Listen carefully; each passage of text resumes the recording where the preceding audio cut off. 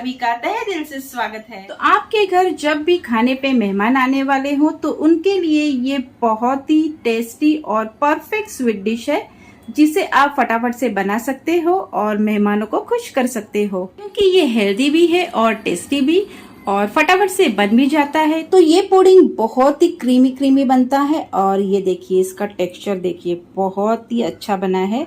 तो आपके मेहमानों को खाने के बाद डेजर्ट में आइसक्रीम देने से अच्छा है ये ठंडा ठंडा कूल कूल ऐसा रसमलाई पुडिंग सर्व करें और मेहमानों से आप तारीफ पाए। चलिए फिर देख लेते हैं हमने इसे कैसे बनाया है। तो रसमलाई पुडिंग बनाने के लिए हमने यहाँ पर एक कांच का छोटा सा बाउल ले लिया है और उसके अंदर हमें 2 टेबलस्पून दूध डाल देना है। ये दूध हमने थोड़ा सा गर्म करके लिया है और इसके बाद हमने यहाँ पर 10-15 केसर के धागे ले लिए हैं, तो इसे हमें इस दूध में डाल देना है और इस धागों को हमें भीगने के लिए इस दूध में रख देना है। इसके बाद हमने गैस के ऊपर एक पैन रख दिया है और उसके अंदर हमने ये 1 कप मखाने ले लिए हैं, तो इसे हमें ड्राई रोस्ट कर लेना है।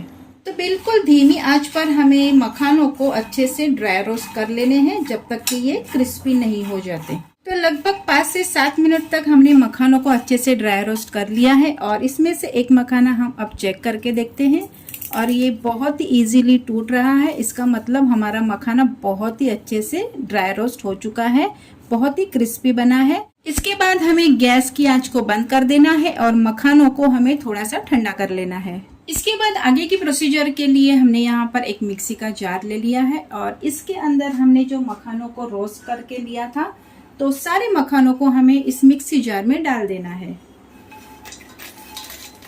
इसके बाद आधा कप हमने यहाँ पर दही ले लिया है, ये रूम टेम्परेचर का दही है, तो ये दही भी हमें आधा कप इसमें डाल देना है।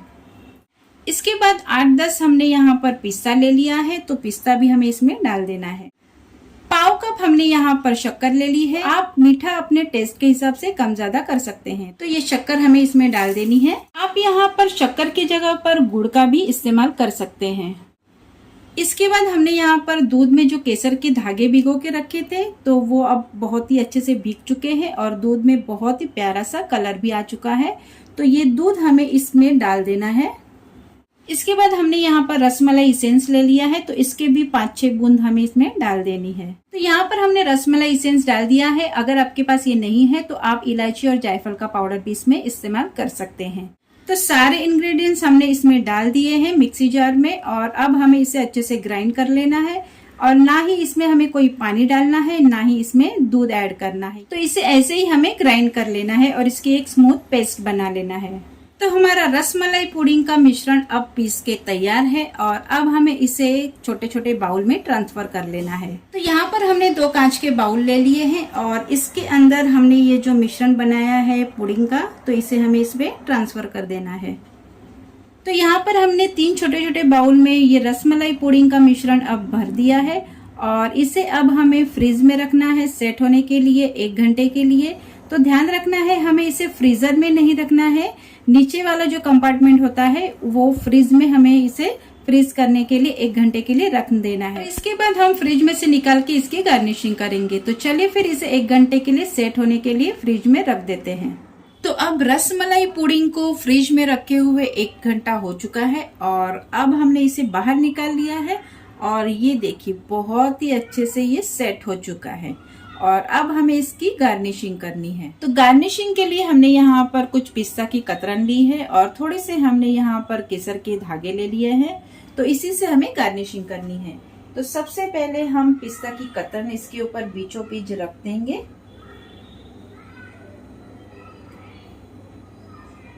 और उसके बाद हम थोड़े से केसर के धागे भी इसके ऊपर सजा देंगे।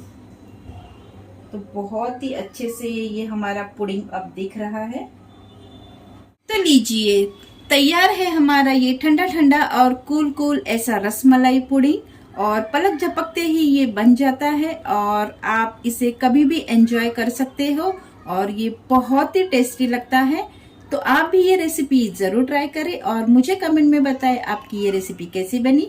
तो मिलते हैं नेक्स्ट वीडियो में, तब तक के लिए always stay healthy and stay safe.